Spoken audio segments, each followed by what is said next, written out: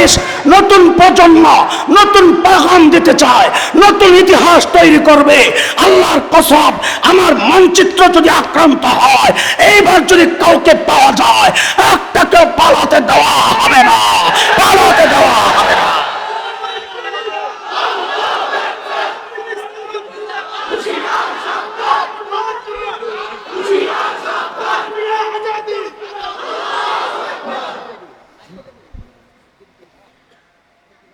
মাঝে মধ্যে বলা হয়, আচ্ছা আচ্ছা, মাঝে মধ্যে বলা হয় বাংলাদেশ থাকবে না। শুনেন নাই? থাকবে না। আমরাও বলি থাকবে না, আমরা ওই অপেক্ষায় আছি। থাকবে না। কেন থাকবে না? কারণ সারা দুনিয়ার মানচিত্র একটাই হবে, ইসলামের মানচিত্র। এটা কোনো বাড়তি ফাজলামি ফালতু কথা না। দুনিয়ার ইতিহাস তাকায় দেখো, সেই সোনালী সূর্য ওঠার মুহূর্ত ঘনিয়ে এসেছে। তাকায় দেখো, সিরিয়ায় কালিমার পতাকা উঠে গেছে, আফগানিস্তানে কালিমার পতাকা উঠে গেছে। আরে আমার দেশ দখল করবি তোরা, গোয়ার টিমের কথা বলিস। আমরা তো স্বপ্ন দেখি ইনশাআল্লাহ খুব শিগগির দিল্লির লালকেল্লায় আবারও কালিমার পতাকা পথ করবে ইনশাআল্লাহ। যুবক প্রস্তুত আছো তো ইনশাআল্লাহ? রক্তের দরকার হলে রক্ত দিতে প্রস্তুত আছো তো ইনশাআল্লাহ? মালের দরকার হলে মাল দিতে প্রস্তুত আছো তো ইনশাআল্লাহ? মানচিত্র রক্ষায়, ঈমান রক্ষায়, স্বাধীনতা সার্বভৌমত্ব রক্ষায় যদি ডাক আসে, কল্লা দেওয়া দরকার। কে আল্লাহর রাস্তায় কল্লা দিতে প্রস্তুত? হাত উঠায় দেখা।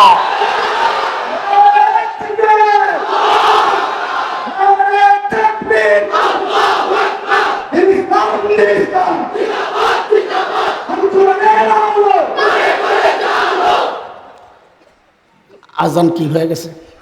শেষ করে আজান হয়ে গেছে, চলবে? হ্যাঁ হ্যাঁ, ঠিক আছে। আল্লাহ, ওই চিল্লান দিয়ে ভুলে গেছস তুই, হযরত সাঈদ গেছেন ওমরের কাছে, মনে আছে? হযরত ওমর কয়, বাপরে বাপ, বেটার কলিজায় সাহস কথা, আমারে থ্রেট দেয়। আরে এই লোক তো সৎ, আরে কাজে লাগানো দরকার। হ্যাঁ, তো বাংলাদেশের শাসক না যে পরামর্শ দিলে কবিটার আয়না করে ঢুকা। আর কথা বলেন না? তার নাম ওমর, আরে তার নাম হাসিনায় ঢুকাই তো আর কি আয়না করে। আমরা জিজ্ঞেস করতেছি, যিনি মানুষ পছন্দ করেছেন সত্য বলার কারণে, তার নাম আল্লাহু আকবার। হযরত ওমর কয়, এই লোক আমার দরকার। জোর করে ধরে সিরিয়ার এক শহর ছিল হিমস, হিমসের গভর্নর বানায়া পাঠায়া দিছে, যাও। সামনের কথা বোঝার জন্য দুইটা কথা একটু বুঝেন।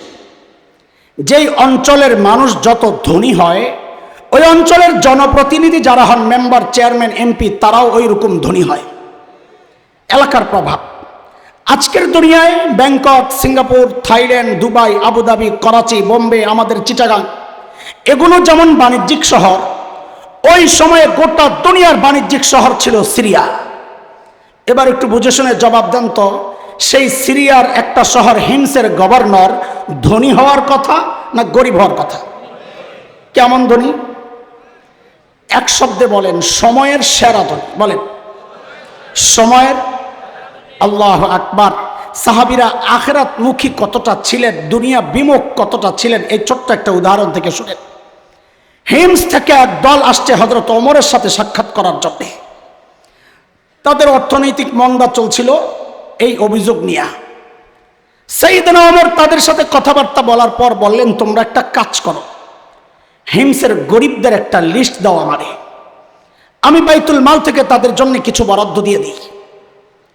হিমসের লোকেরা সুযোগ পেয়ে লিস্ট একটা করছেন, লম্বা সুযোগ পাইছে, নিয়া সাইয়েদনা ওমরের সামনে পেশ করছেন ফুকারা ও হিমস, হিমসের গরিবদের লিস্ট। আল্লাহু আকবার। হযরত ওমর লিস্টটা ধইরা অবাক হয়ে তাকায় আছেন, এই কি কাহিনী? কেন? তিনি দেখেন যে ওই লিস্টের শুরুর দিকেই হিমসের গভর্নর সাঈদ ইবনে আমের আল জুমাহির নাম। সাইয়েদনা ওমর জানতে চাইলেন, আমিরুকুম ফাকিরুকুম, কি ব্যাপার, তোমাদের গভর্নর বুঝি গরিব মানুষ?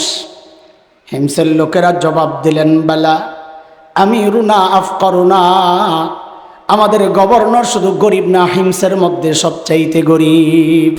গভর্নর বলে সবচাইতে গরিব, আর ওরা প্রতি বছর পাচার করছে 1,80,000 কোটি টাকা। পার্থক্য বুঝতেছেন? আমার ভাই বলছেন তাকওয়ার কথা, পার্থক্য বুঝতেছেন? মুত্তাকি আর শয়তানের পার্থক্য। আল্লাহ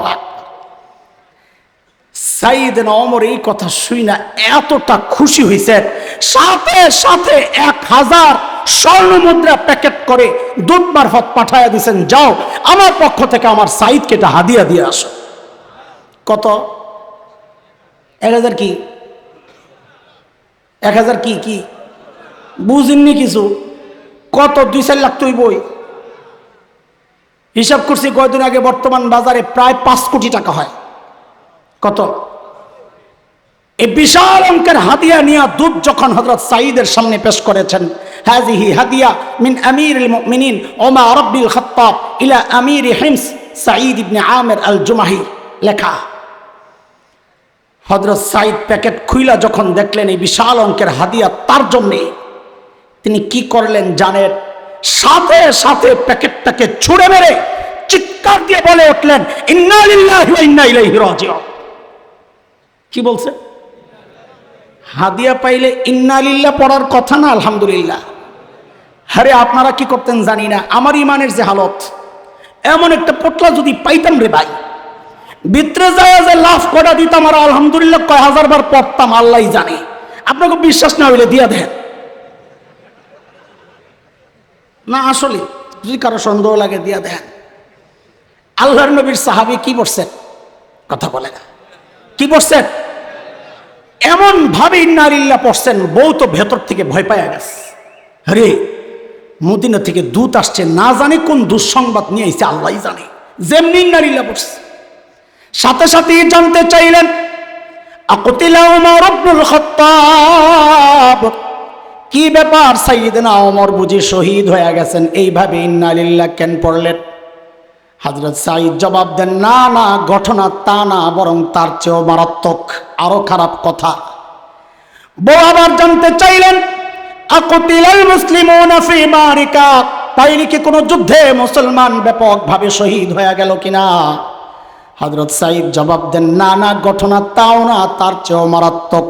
বউকে বুঝছি, আমার জামাইয়ের কল্লাটা নীতি পাঠাইছে, বেরিয়ে তো কলিজাত পানি নাই, মদিনা ছাইরা গেছে একা একা, জামাই আর বউ কেউ তো নাই, জামাই গেলে বেরিয়ে রইব কি? চিন্তা, কলিজা শুকায় গেছে। আরে বলেন না, বলেন না, কেন ইন্না লিল্লাহ পড়লেন? আল্লাহু আকবার। আল্লাহর নবীর সাহাবীর জবাবটা শুনেন, এই ছোট্ট একটা জবাব, দুনিয়ার মুসলমান কেউ যদি চায় সে জাহেদ হবে, দুনিয়া বিমুখ হবে, এই একটা শব্দ, একটা বাক্যকে সাইনবোর্ড বানায়া সে অনুসরণীয় বানাইতে পারে, তার হেদায়েতের জন্য এই ছোট্ট বক্তব্যটাই যথেষ্ট হইতে পারে। কি বললেন হযরত সাঈদ? হযরত সাঈদ বলেন, ইন্না লিল্লাহ কেন পড়ছেন? বলেন কি, উদখিলাত আলাইয়া দুনিয়া লিতুফসিদা আখিরাতি, আরে আমার ঘরে দুনিয়া ঢুকায়া দেওয়া হয়েছে আমার আখিরাতকে বরবাদ করার জন্য। সাথে সাথে বিবিকে বললেন, আমি চাই মদিনার দূত আমার ঘরে থাকতে থাকতে এই 1000 স্বর্ণ মুদ্রা তুমি হিমসের গরিবদের মধ্যে বিলায়া দিবা। আল্লাহু আকবার। কি বুঝলেন ভাই?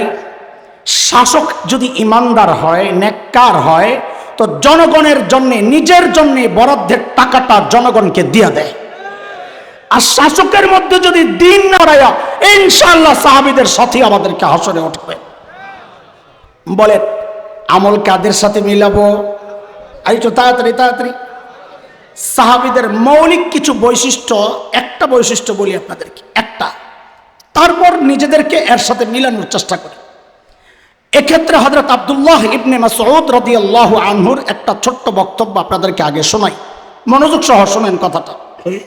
হযরত আব্দুল্লাহ ইবনে মাসউদ তাবিঈদেরকে উদ্দেশ্য করে বলতেছেন, তাবিঈদেরকে, সাহাবীদের পরের প্রজন্ম, ইন্নাকুম আকসারু সালাতান ওয়া আকসারু সিয়ামান ওয়া আকসারু জিহাদা মিন আসহাবি রাসূলিল্লাহি সাল্লাল্লাহু আলাইহি ওয়াসাল্লাম ওয়ালাকিন কানু খায়রান মিনকুম। তোমরা তাবিঈরা সাহাবীদের চেয়ে তোমাদের নামাজ বেশি, তোমাদের রোজা বেশি, তোমাদের জিহাদ বেশি, তবে সাহাবীরা তোমাদের চেয়ে দামি, তারা তোমাদের চেয়ে উত্তম। তো তাবিঈদের প্রশ্ন, আমল বেশি আমাদের, দাম বেশি তাদের, কারণটা কি? প্রশ্ন জাগে না? আমল বেশি আমাদের, দাম বেশি তাদের, কারণটা কি? তো হযরত ইবনে মাসউদ বলেন, ফাইন্নাহুম কানু আযহাদা মিনকুম ফিদ দুনিয়া ওয়া আরগাবা মিনকুম ফিল আখিরাহ। কারণ সাহাবীদের দুইটা বৈশিষ্ট্য যা তোমাদের মধ্যে কম। সাহাবীরা ছিল তোমাদের চেয়ে বেশি দুনিয়া বিমুখ আর তোমাদের চেয়ে বেশি আখিরাত মুখী। এটাই হচ্ছে মৌলিক পার্থক্য সাহাবীদের সাথে আমাদের। সাহাবীরা করতেন আখিরাতের ফাঁকে ফাঁকে দুনিয়ার কাজ, আর আমরা করি দুনিয়ার ফাঁকে ফাঁকে আখিরাতের কাজ। পার্থক্যটা কি বুঝে আসছে? একজন সাহাবীর ছোট্ট একটা গল্প আপনাদেরকে শোনাই, তাইলে বিষয়টা ক্লিয়ার হবে। আল্লাহর নবীর এক সাহাবী ছিলেন হযরত সাঈদ ইবনে আমির আল জুমাহি রাদিয়াল্লাহু আনহু।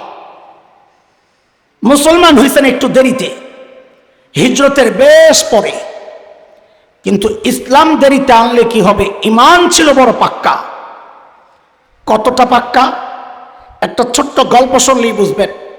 হযরত ওমর যখন খলিফা, এই ওমর নরম না গরম? কেমন গরম? জোরে বলেন।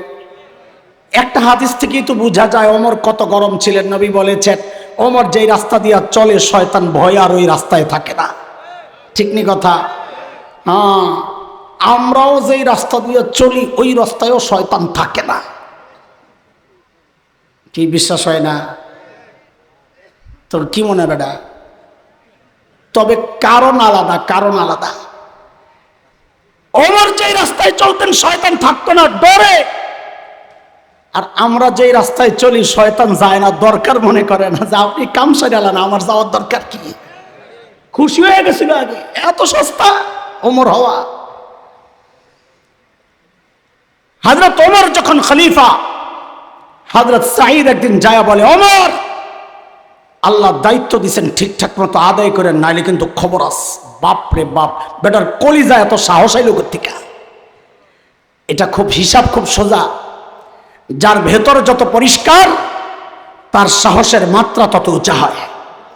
ভেতরে গোলমাল থাকলে কথা বলবে মিনমিন মিনমিন কইরা, আর তেলের বোতল খালি করবে। কথা বলার সময় কিসের বোতল খালি করে? বুঝেননি কিছু? তেলের বোতল খালি করে কি জন্যে? ওই যে আমরা দেখছি লেডি ফেরাউন বসে থাকতো, লেডি ফেরাউন ছিলেন তো, চুলওয়ালা ফেরাউন আর কি। লেডি ফেরাউন বসে থাকতো, সামনে সব অসভ্য পাঁচটা ভারতের এজেন্ট, রয়ের এজেন্ট, গোলামরা, সাংবাদিক নামের কলঙ্কগুলো সামনে বসে থাকতো। আয়ের কি প্রশ্ন, মাননীয় প্রধানমন্ত্রী, আপনি এই বয়সে কাজের এত এনার্জি কোথায় পান? সারা দুনিয়ার জন্য আপনি উন্নয়নের রোল মডেল। আয়ের তেল লাগতে ঘোড়ার ডিম উন্নয়নের রোল মডেল, ভারতের পাঁচাটার গোলামীর রোল মডেল।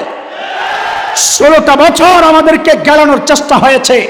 ভারত আমাদের বন্ধু, আমাদের বলে হিতাকাঙ্ক্ষী। সুবহানাল্লাহ। শয়তান আমার বাবা মারে যায় বলছিল সূরা আরাফ আয়াত 21, ওয়াকাসামাহুমা ইন্নী লাকুমা লামিনান নাসিহিন,